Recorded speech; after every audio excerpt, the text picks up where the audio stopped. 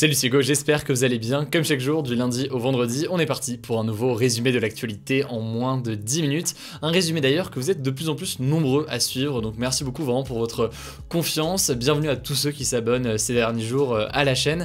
Et au passage, je me permets de le dire parce qu'on fait quand même ce format des actus du jour pour vous. N'hésitez pas, si vous avez des questions, des suggestions de sujets, de formats, de rubriques ou autres, à le mettre directement dans les commentaires. Je lis les commentaires chaque jour, donc je suis très preneur de vos retours. On fait ce format pour vous, donc vraiment n'hésitez pas dans les commentaires. Et puis au-delà de ça, pour autre info, il y a d'autres formats évidemment qui vont reprendre dans les jours qui viennent. On a repris la production du format Hexagone de dialogue entre des jeunes. On va reprendre le tournage de reportages dans les jours qui viennent. Bref, voilà, il y a plein de nouveaux formats qui arrivent sur YouTube dans les prochains jours, donc ça fait super plaisir. Alors on commence aujourd'hui avec un premier sujet. Soit il vous parle déjà, soit il vous parle pas du tout, mais vous allez voir, dans tous les cas, c'est un sujet qui est intéressant. On va parler de la pénurie de cartes graphiques dans le monde qui pourrait avoir des conséquences très importantes sur notre quotidien. Alors les cartes graphiques, sans rentrer dans les détails trop techniques, c'est pour faire simple un composant assez essentiel dans beaucoup d'appareils informatiques. Il y en a dans les ordinateurs, mais aussi dans les téléphones, dans des consoles de jeux ou même dans des voitures, et elles sont donc très rares en ce moment. En fait, avec le confinement et la démocratisation du télétravail, eh bien les achats d'ordinateurs et de consoles aussi ont fortement augmenté, et logiquement la demande en cartes graphiques a là aussi explosé. En plus de ça, beaucoup d'amateurs de crypto-monnaies utilisent ces cartes graphiques pour miner des crypto-monnaies. Alors je sais, dit comme ça c'est très flou, je sais même que vous connaissez pas le sujet, mais en gros il y a un système de minage avec la blockchain de crypto-monnaies.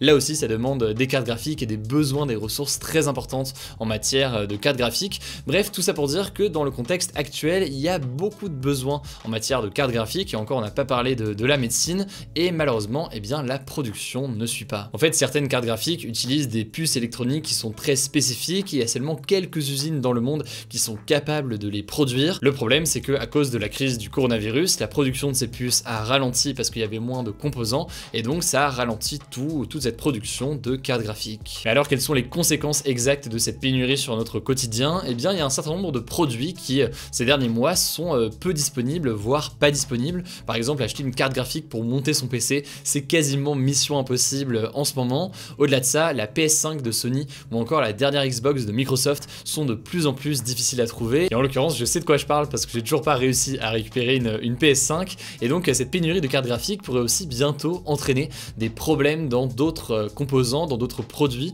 et notamment dans la production de smartphones. Bref, plusieurs pays, les États-Unis et la Chine surtout, réfléchissent à des solutions. Il y a des projets de nouvelles usines et de nouveaux investissements qui ont été annoncés. En parallèle, il y a un véritable trafic de cartes graphiques en ce moment pour créer notamment des PC ou alors pour miner des crypto-monnaies. Bref, ça a quand même des conséquences importantes et ça me semble assez intéressant, pourquoi pas, de vous en parler rapidement aujourd'hui. Allez, on continue avec le sujet du jour. Vous l'avez vu en une aujourd'hui, la France pourrait rouvrir ses terrasses de bars et de restaurants potentiellement à la mi-mai. Alors depuis quelques jours, voire quelques semaines maintenant, on commence à voir de plus en plus de pays qui rouvrent leurs établissements qui étaient fermés jusqu'ici. C'est le cas notamment au Royaume-Uni qui a rouvert ses terrasses de bars et de restaurants en début de semaine après avoir vacciné plus de 60% de sa population. Mais on pourrait aussi citer notamment Israël. Vous avez peut-être vu notamment ces images de jeunes dans les bars ces derniers jours à l'extérieur. Alors évidemment, la situation sanitaire n'est pas la même dans tous les pays, mais on peut légitimement se poser cette question, surtout qu'on est pas mal impatient, que ce soit pour les restaurateurs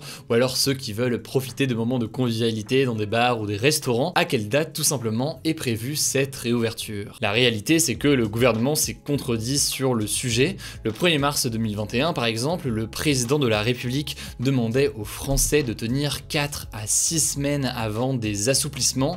6 semaines à partir du 1er mars, ça nous amène donc environ à la mi-avril, soit aujourd'hui, et pourtant, vous le voyez, aucun assouplissement n'est prévu pour aujourd'hui ni la semaine prochaine. Alors quelques semaines plus tard, le gouvernement évoquait un déconfinement très progressif à partir de la mi-mai et non plus donc à partir de la mi-avril, et il semblerait que c'est sur quoi travaille le gouvernement aujourd'hui. Alors Emmanuel Macron organise jeudi à 18 h une réunion avec les ministres pour établir le fameux calendrier de réouverture des lieux fermés, et le président devrait même prendre la parole d'ici à 15 jours, donc à la fin du mois d'avril, pour annoncer et détailler ce calendrier de déconfinement. Pour l'instant dit comme ça, c'est donc très flou, mais du coup les professionnels de la restauration, donc les professionnels des bars, des restaurants, etc., semblent s'impatienter et ils ont proposé proposer cette semaine au gouvernement 3 phases avec des dates bien précises. La première phase, ce serait entre le 15 mai et le 28 mai avec la réouverture des terrasses extérieures, des restaurants et des bars de façon similaire en fait à ce qu'on peut observer notamment chez les Britanniques en ce moment. La deuxième phase, ce serait à partir de fin mai en rouvrant cette fois-ci l'intérieur des bars et des restaurants avec évidemment une limite du nombre de personnes à l'intérieur. Et enfin, la troisième phase, ce serait à partir de mi-juin avec un retour au fonctionnement normal mais avec le respect des gestes barrières, donc en portant les masques, la distanciation sociale, etc. Ce plan a donc été proposé au gouvernement, il sera sûrement discuté demain lors de cette réunion avec le président de la République, mais il faut bien comprendre et nuancer tout ça en voyant aussi que de nombreux experts jugent très compliqué la réouverture de ces commerces à partir de la mi-mai, voire même quasiment impossible. C'est notamment ce que dit Karine Lacombe, qui est infectiologue et membre du conseil scientifique aujourd'hui. En fait, si le Royaume-Uni a réussi à rouvrir ses terrasses, c'est qu'elle a vacciné plus de 50% de sa population. Nous, on est encore à moins de 20% aujourd'hui, et c'est pas assuré du tout qu'on soit à 50% d'ici un mois, et donc d'ici à la mi-mai. Par ailleurs, aujourd'hui, il faut bien comprendre que le virus circule encore beaucoup sur le territoire. On comptait mardi encore 6000 patients en réanimation, et ça n'était pas arrivé depuis la mi-avril 2020. Bref, il y a encore du coup une situation très compliquée en ce moment d'un point de vue sanitaire dans le pays, en tout cas dans un certain nombre de régions et de territoires. Effectivement, l'effet des nouvelles règles commence à se sentir notamment en Île-de-France, mais tout ça reste donc à confirmer et à valider dans les prochains jours, et donc tout dépendra, pour faire simple, de l'évolution de l'épidémie et de la situation sanitaire dans les prochaines semaines. Quoi qu'il en soit, donc je me permets de le dire, bon courage à tous ceux qui travaillent dans le domaine de la restauration, des bars, des restaurants, etc. Courage aussi à ceux dont on parle peut-être moins en ce moment, mais ceux qui travaillent notamment dans le milieu des boîtes de nuit ou autres, et qui sont encore plus en difficulté puisqu'ils ont aucune ou quasiment aucune perspective aujourd'hui de reprise de leur travail, de leur activité. Donc bon courage à tous, et puis bon courage aussi à tous ceux qui veulent dans les prochains jours, qui aimeraient le plus tôt possible retrouver ces moments de convivialité qui sont, on le sait, assez importants pour beaucoup de gens. Allez, c'est donc l'heure maintenant de l'actu en bref, 2 actualités supplémentaires en moins d'1 minute, ou plus ou moins d'1 minute, et on commence avec cette première actualité. L'homme d'affaires américain Bernard Madoff, souvent vu comme l'auteur de la plus grande arnaque financière de l'histoire, est mort aujourd'hui à 82 ans. Il avait en fait été condamné en 2009 à 150 ans de prison pour avoir arnaqué plusieurs de ses clients et récupéré illégalement des dizaines de milliards de dollars. Alors sans rentrer dans les détails, même si de toute façon je suis pas sûr de réussir à vous expliquer le mécanisme complet en l'espace de quelques secondes comme ça, mais il avait monté ce que l'on appelle une pyramide de Ponzi,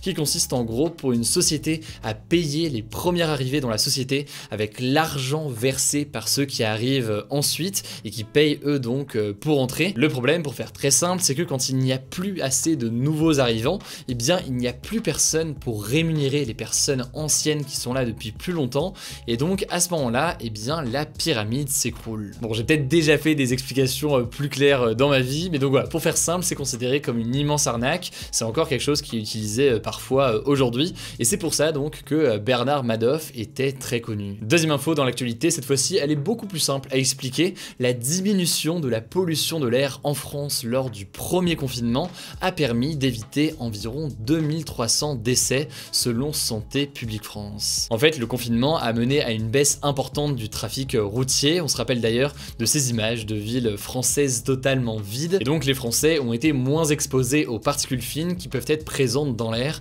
à cause notamment de ce trafic routier. Alors certes, 2300 décès évités, c'est malheureusement très peu par rapport aux près de 100 000 décès du coronavirus dans le pays, mais tout de même c'est assez intéressant de noter, et ça illustre en tout cas le problème de la question des particules fines dans l'air et de la pollution de l'air, une pollution qui entraîne le décès de près de 40 000 personnes en moyenne par an en temps normal. Alors où est-ce que j'étais aujourd'hui? J'en suis conscient, c'était pas forcément assez évident. J'étais à Vilnius, la capitale de la Lituanie, mais en l'occurrence je vous parle de Vilnius parce qu'une anecdote assez incroyable, la ville organise tous les ans une course de bébés. Oui, vous avez bien entendu, et vous le voyez actuellement avec ces images. En fait, depuis 1999, tous les 1er juin, eh bien, il y a une course de bébés qui est organisée chaque année à Vilnius dans le cadre de la Journée internationale de l'enfance. Le but, c'est donc de sensibiliser le public aux droits de l'enfant. Je sais pas vraiment en quoi est-ce que concrètement ça sensibilise, mais voilà, je vais pas vous mentir, j'ai trouvé ça assez drôle à voir, notamment comment est-ce que les parents de l'autre côté essaient de convaincre leur bébé de venir venir en agitant une télécommande ou alors un paquet de chips. Voilà en tout cas le résultat, cette course de bébé qui existe donc en Lituanie. Alors il n'y avait pas de débat hier, mais je vous l'ai promis, il y a un débat aujourd'hui. Croyez-vous à une réouverture des terrasses d'ici à la mi-mai en France? Pour participer, comme chaque jour, c'est très simple, vous le savez, ça se passe directement dans l'onglet communauté. Voilà, écoutez, c'est tout pour ce nouveau résumé de l'actualité en moins de 10 minutes. N'hésitez pas à vous abonner, mais c'est pas encore le cas, pour ne pas rater donc les vidéos suivantes. Rendez-vous sur Instagram pour découvrir aussi d'autres contenus. Je crois que j'ai tout dit, prenez soin de vous, prenez soin de vos proches, et on se dit à demain pour une nouvelle vidéo.